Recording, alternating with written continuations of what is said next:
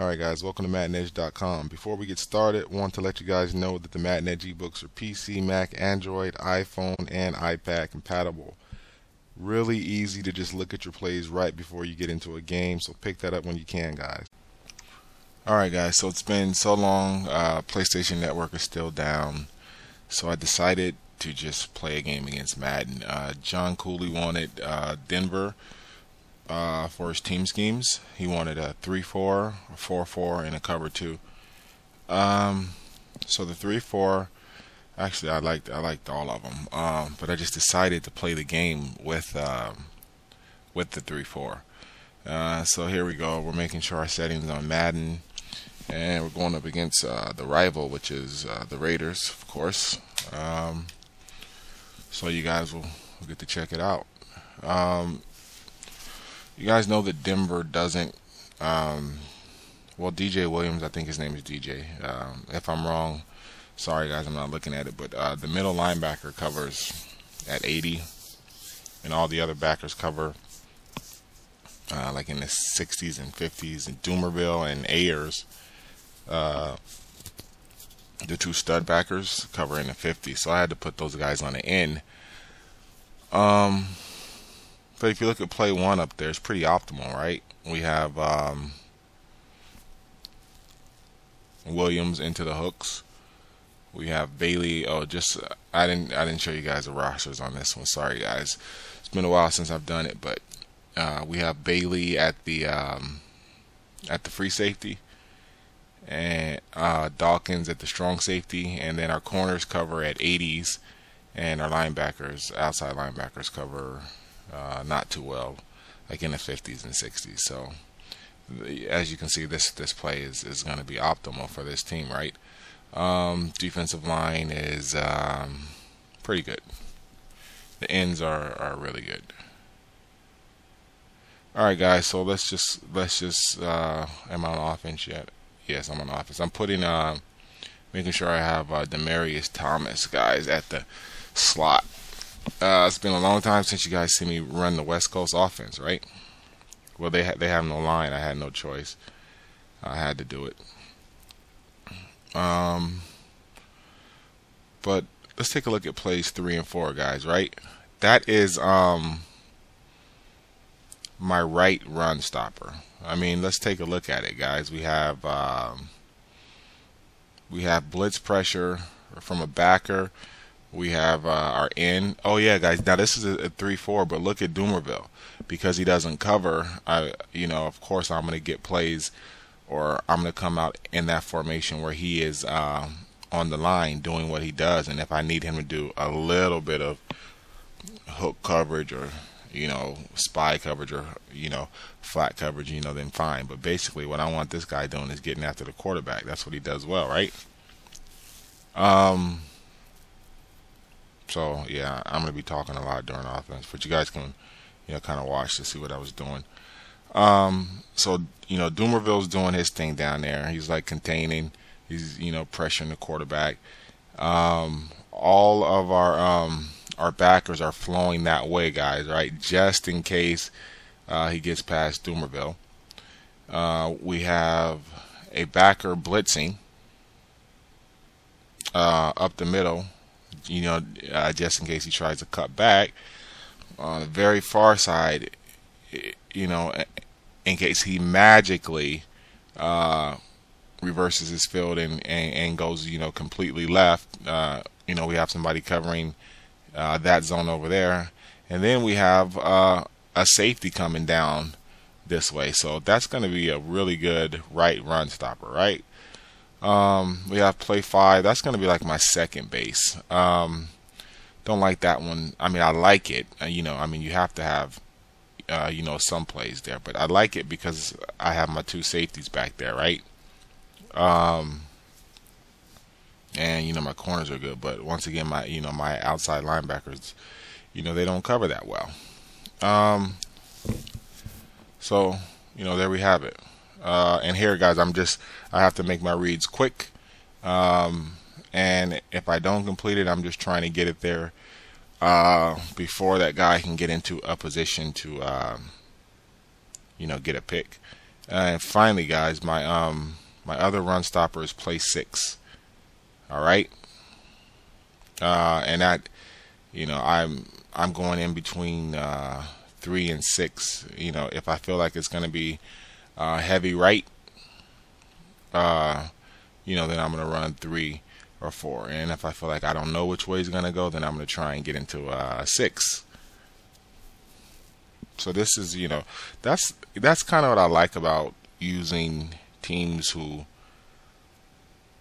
aren't supposed to be that good on defense, is because it makes you get creative. But then again, you only have what you have. So it's not, you can't.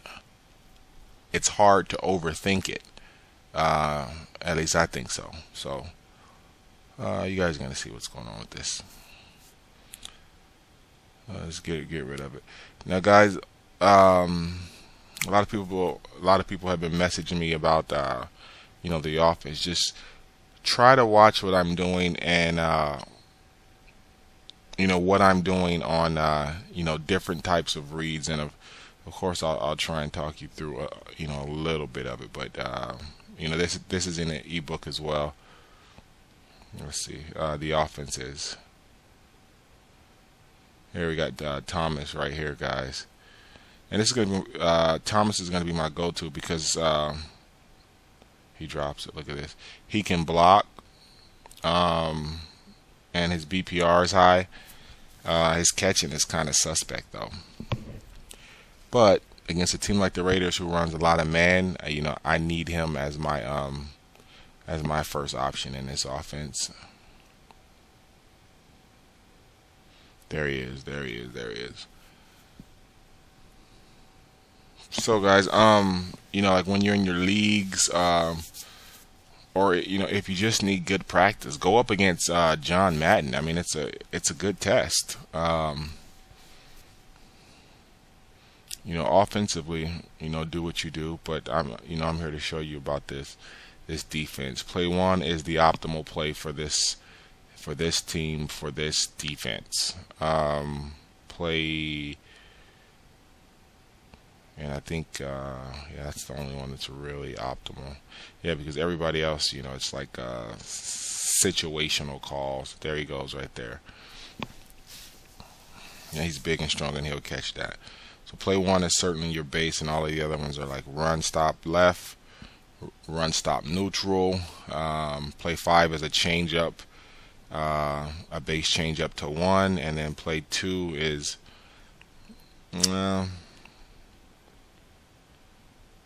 it's another changeup, but it's not a base. But we do have, one of our playmakers coming down and trying to make a play. So I'm gonna call that when I feel like he's gonna try and exploit the middle of the field on the left side, and I'm gonna see if Bailey can come up and make a play.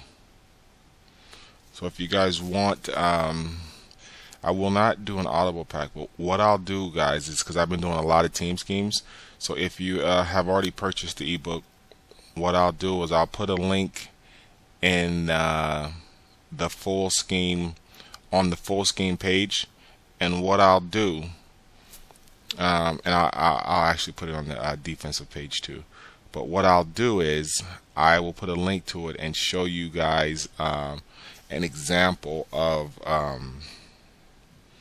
how these team schemes go down. Of course, I'll only do it for this one scheme, and the actual team schemes is actually I do it for 3 schemes. But I'll just show you how it looks.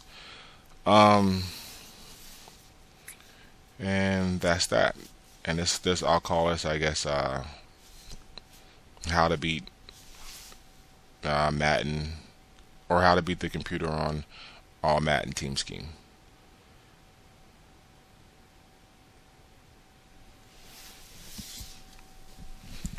And I can remember playing John Madden and getting frustrated, because I felt like they were always, making like, breaking crazy tackles or just something like that. But the thing about beating John Madden is you pretty much have to be definite in what you're calling. Like, for example, Um, 3 is a definite run stopper right. So if he comes out in a strong formation, I am going to call 3. If he comes out in a strong right formation, because that's my play to stop it.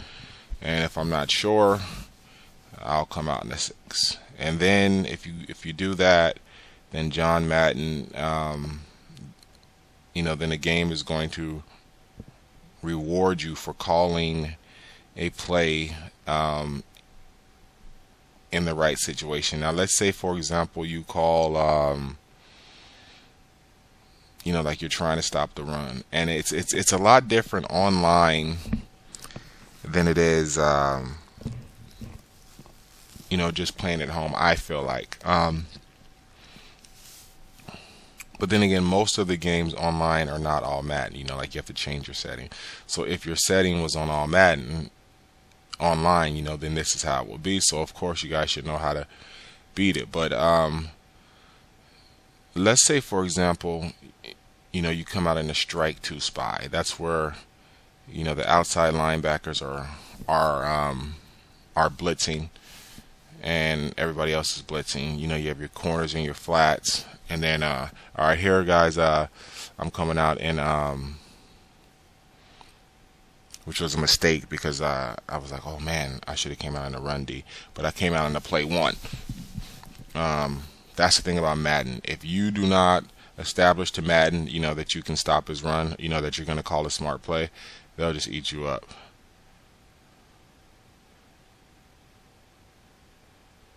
And I think that was a 1. No, I think that was a 4. That was a 1. That was a 4. I remember that one. And here, so that's what we're talking about right there. That was a play 6, and basically what I was, saying is, okay, it's 3rd and 2, 3rd and 1. I'm gonna bring it. If I don't bring it, then I have my 2 studs out there in the hooks. And that's the one thing, guys. It gets tricky, when you're going in between different sets, and you're doing a lot of team schemes and things like that. So, well,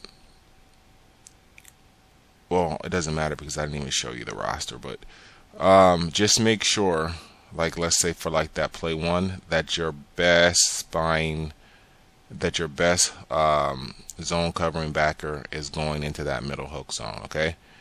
And it's going to be either your first or your second middle linebacker, because it's a 3-4, so you have both middle backers in, right? So just remember that. But I forgot what I was talking about. Oh well.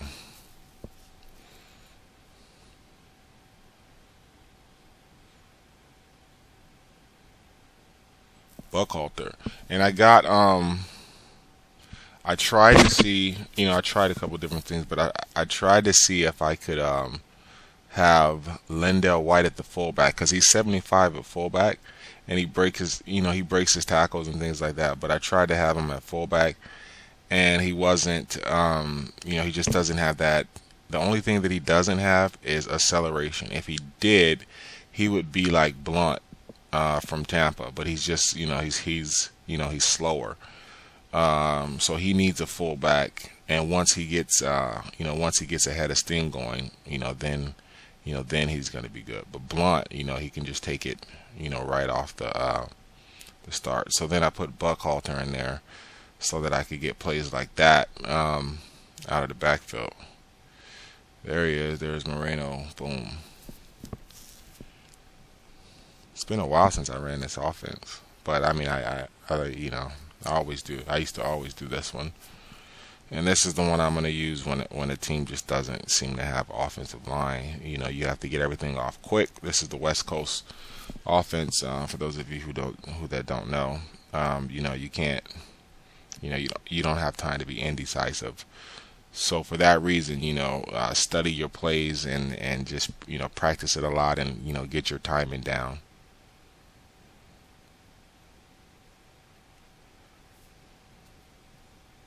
and it wouldn't have went this smooth with Tebow. I feel like with Tebow, excuse me, guys. I feel like with Tebow, you're limited in what you can do. I mean, I could still win with him, but I feel like you're limited. Oh yeah, guys, I forgot to tell you, John Torres is sending over an HD DVR so that I can record the games and show them to you guys. So I mean, that was great. And he's just doing it. He says because he respects what I do here. So that's awesome, guys. So thanks, John. Pretty soon here, when he gets here, we're gonna get to see everything in HD quality. So that'll be awesome. So yeah, I will be putting his gamer tag up here, so that you guys can play him, because he's building up an impressive record as well, and he's also from the Bay Area. So let's see. So yeah, guys, just so you know, when you're playing John Madden, or when you're playing the computer on all Madden, be definite with your calls and try, like when you're calling your passing zones, try to have the guys in optimal positions. Now it's different because Jason Campbell, I don't know how, I don't even know what he's rated, but the higher rated the quarterback, the harder it is, because like, let's just say like that play one there. Okay, well that's optimal, right? But if you call that like 3 times in a row against like a Brady, or like a Peyton, well then what's going to happen is they're going to start to pick it apart. So that's why I have 5 in there, just in case he is, just in case he starts to switch it up. But it's still going to be tough because Doomerville is, Doomerville is coming hot off that left end, and he's really not going to let him have time. But the better teams, they have better quarterbacks, and they also have better offensive lines. So Doomerville wouldn't have a field day like he is against the Raiders. So I would have to mix, I would have to go in between a 1, a 2, and a 5 in terms of like my base pass coverages. But I didn't have to do much. Like I said, I didn't even have to go in the 5 today, or 2 when I was calling. I just kept it really basic because these guys don't cover that well. It was just I was stopping the run with 6 and 3, and I was having these guys in the optimal positions when I called play 1. And and of course I was able to move the ball.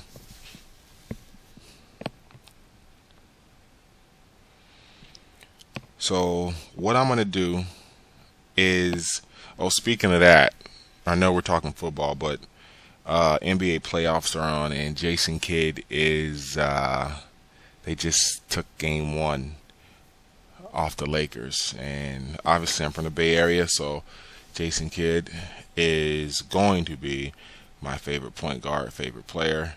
And congratulations, J Kidd. Let's see if J Kidd can do that. But oh my goodness, man, I'm tired. I keep losing my train of thought. That's why I need notes or something, but I don't know. I don't know how to do it.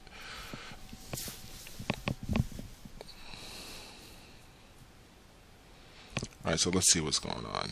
Third quarter here. There's Jason Campbell. Let's see if what we can do to Jason. And just, oh yeah, I remember that. That was a play 3, and as you can see, that's gonna work, guys. Right? And then we've already talked about why it's gonna work. I'm just being very precise. That's the thing about Madden. You can't play around. They're gonna call a sound game, and so you have to call a sound game, or you're gonna lose. There's Doomerville right there, right? So obviously, with a different team, I mean, not with a different team, but against a different team, then this whole scheme changes, right? It has to, because then play three necessarily isn't optimal. If let's say I'm going up against like a Jets, okay, well Doomerville isn't going to get there. So then, and I mean that's a whole different type of team scheme. I mean this is just okay. This is the way that they play the best. Okay, but now what happens if Doomerville can't get in? Then you have to watch this. Watch this. Oh man. Oh no, he doesn't get it. So then you have to do, and that's and when that happens, that's when you have to adjust mid-game. So the way that I'm doing this is, boom, everybody's in their optimal spots. But during a game and during against a different type of team, you have to make little adjustments. Here he is. And I went into a play one, and that's how you know it's optimal, because he didn't feel like he could even throw anywhere.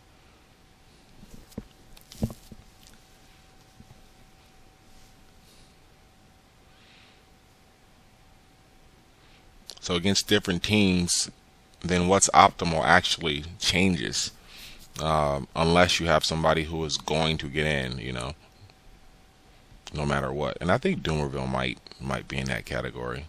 But I would certainly start out this way, certainly. Oh, look at this. This is boom. That's a play three, guys. So, right? I mean, he's coming out, with that fullback over there and that tight end over there. I'm going into a 3 or 4. Again, right? Like, why not? Well, maybe I switched to a pass zone. I did. I remember this. I switched to a pass zone there because he came out in the twins. I was like, but that's okay. I mean, that's the chess game. That's when football becomes fun, right? He's like, and had I called 3 or 4, we'd be looking at it like a 3rd and 4, 3rd and 5, maybe 3rd and 6, right? But I didn't because of the formation. And that was either a 6 or a 3. But I mean, how many times have you played, John Madden? And like you run this and then he busts one for 80 yards. Well, it's because maybe you had an in, dropping into the hooks or the spies, and John Madden is going to make you pay on that, because boom. And actually that was a play 6, and I remember saying I felt like he shouldn't have been able to get the play action off, but as you can see, he did. But as you can see, I had some good guys in that area, but he still got it off.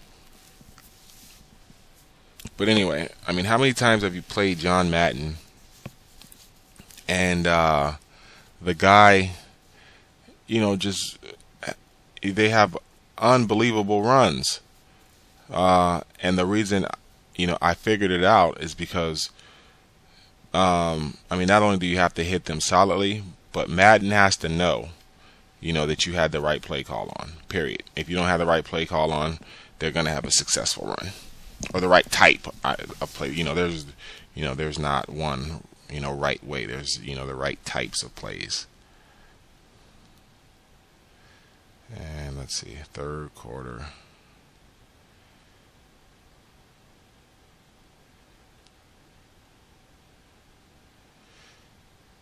Oh, and that's just the speed. That's on Namdi. Not a good way to make a living, but this lets you know Kyle is doing all right, right? It pretty much has to be a perfect pass if you throw against Namdi.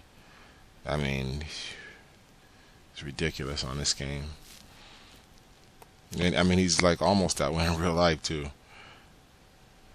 I don't know about the picks. Well, yeah, he is. He's awesome.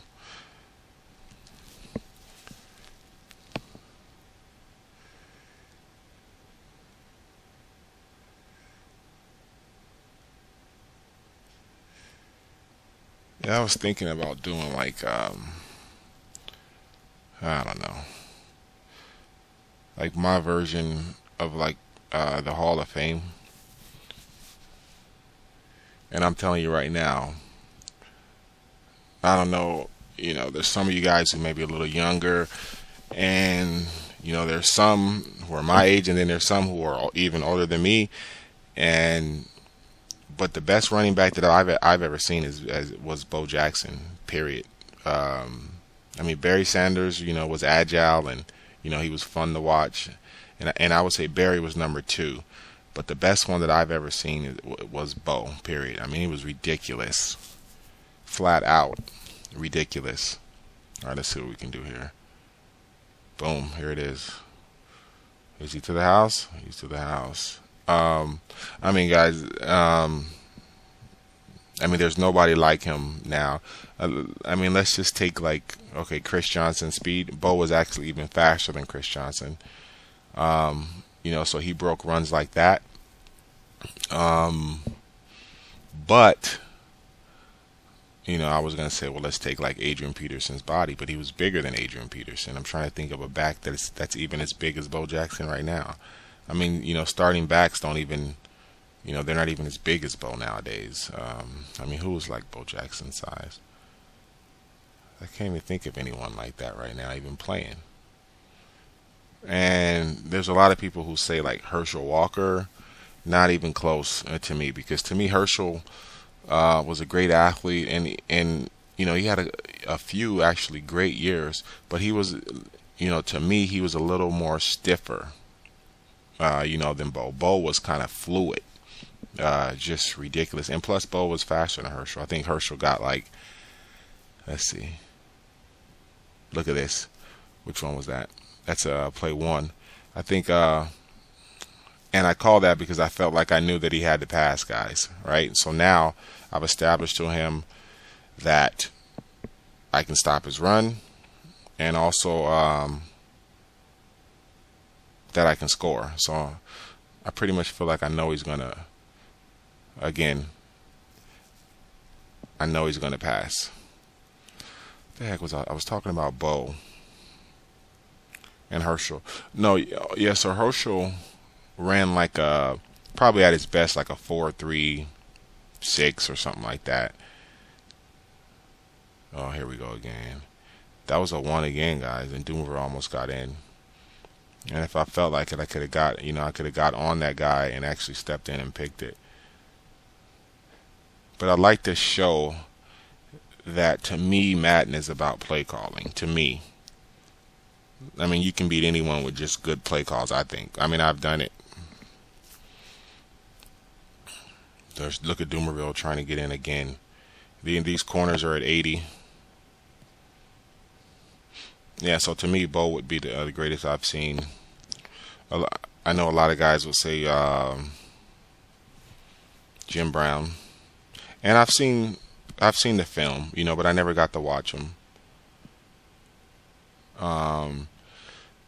Marcus Allen was interesting to watch, because Marcus Allen, he played like 15 years or something like that, and nobody knows why, but I know why, because I'm a Raiders fan, right? So I watched a lot of Marcus Allen.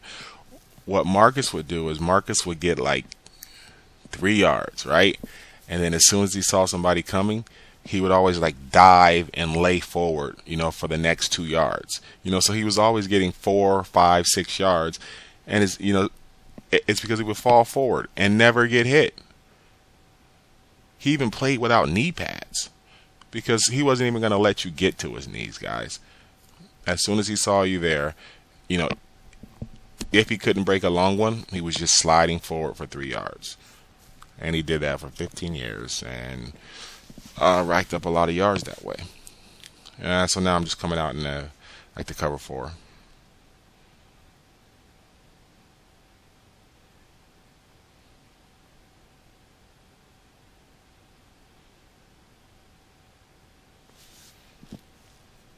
I think. I don't know what it came out in. Holding. He's getting frustrated. Put the guys in their optimal positions, guys. So that was Marcus. Dickerson was nice.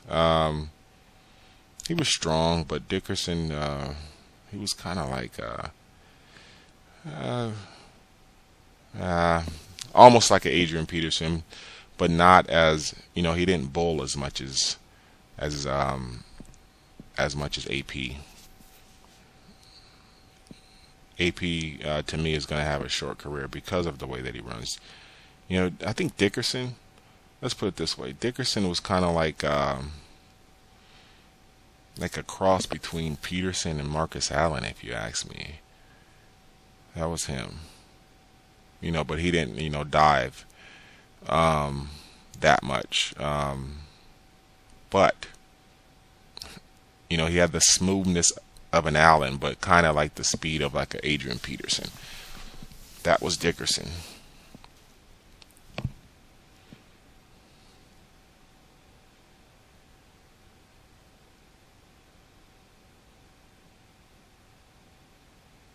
And just kind of close out the game with Lindell White. And let's see, who do we have now? We have Tomlinson was great in a lot of ways. Still doing good. I don't know. My top back would be Bo. Even though he didn't play that much,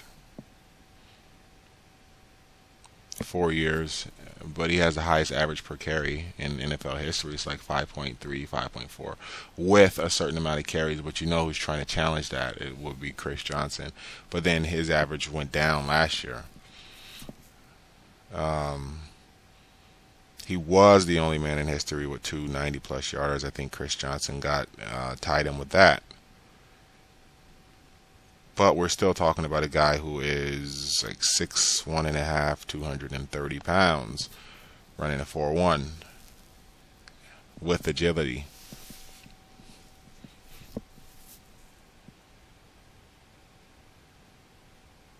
God, what am I talking about? All right, guys, so that's enough about Bo. Obviously, I'm the biggest Bo Jackson fan ever.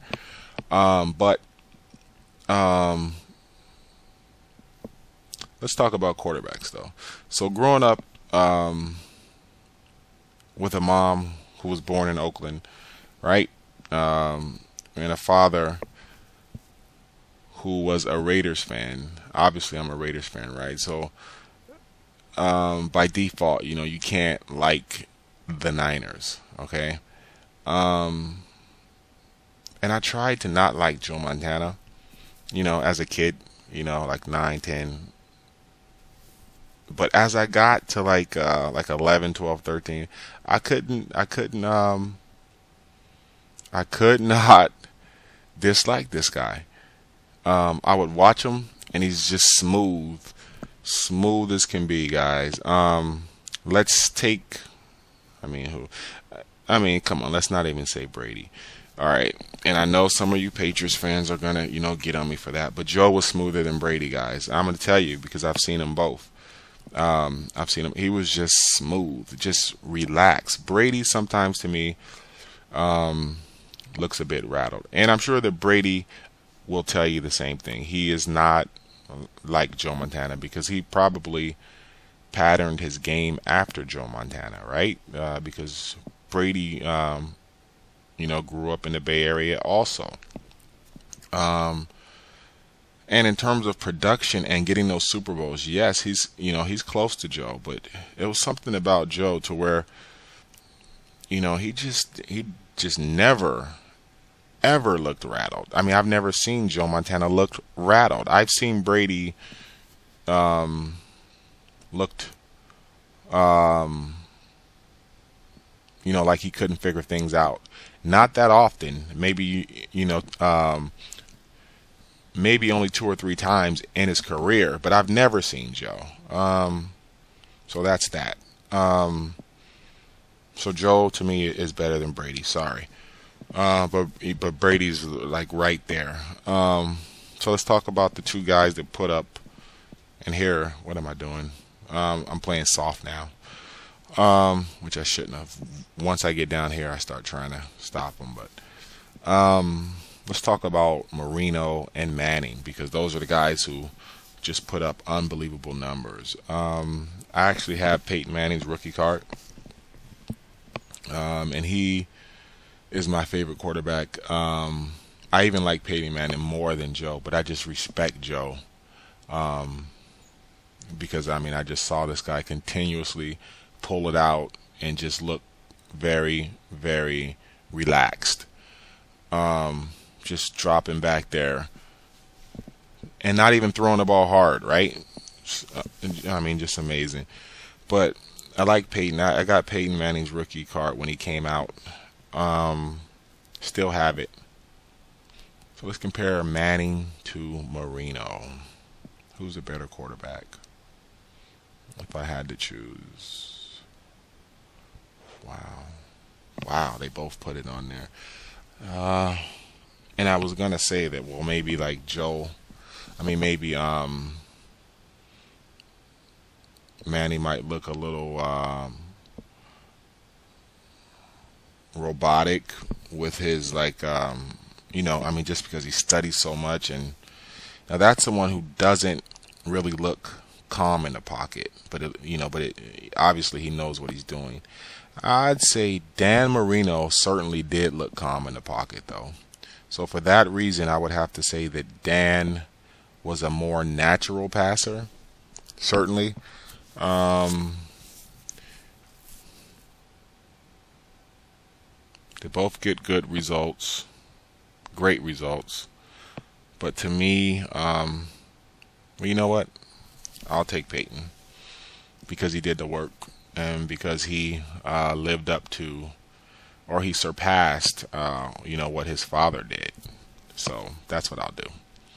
I'll take, that's a close one, but I'll take Manning, even though I like quarterbacks who look calm and natural in the pocket. And Dan looked natural, but he certainly had to work on that. He had to work on it because he threw the ball so perfectly. I mean, he really threw the ball. I mean, really good. All right, let's talk about who throws the ball the best. I mean, like the best ball. And for me, that's gonna have to be my choices for best ball thrower are Dan Marino, Michael Vick, John Elway, and Warren Moon. I mean, oh no, I'm gonna put I can't put Dan Fouts in there, but because I didn't watch enough of them. But I just remember, watching this guy play the Raiders, and I mean, he threw the heck out of the ball too. But I don't think his ball was, in the category of those guys. And of those guys, who threw the ball the best? I think Dan Marino threw the ball the best. Followed. Ooh, wait. It's out of. Wow. It's out of Warren Moon, Dan Marino, and John Elway. I was gonna say that John Elway didn't throw it as good as him, but I mean, in his prime, he threw the heck out of. Well, John Elway is slightly below Marino and Moon. I'm talking about just the pure beauty of the ball. So that's that. And then we have Vic and Elway right under there. Elway probably throws a little, well, I don't know about harder, but I would say heavier, because he had a little more weight, behind him. So, those guys just throw, I mean, they throw it harder, than Moon and Dan, but it just wasn't as awesome looking to me. Even though Michael does, I mean, sometimes he throws some balls that are ridiculous. And then finally, I forgot to talk about Bernie Kosar. He was one of my favorites back then. Sidearm thrower, guys. But he was like 6'6", so it didn't matter, right? Because you couldn't block it down. Anyway, guys, sorry for going off into anything. If you guys want to get this, I'm going to put the team schemes up in the Madden Edge full scheme page. There will be a link there for this one, so you can get the plays. It's late. I just start talking football. Sorry, guys, but that's how you beat Madden. If you don't have the team schemes or the Madden Edge full book, get it, and everything will be there.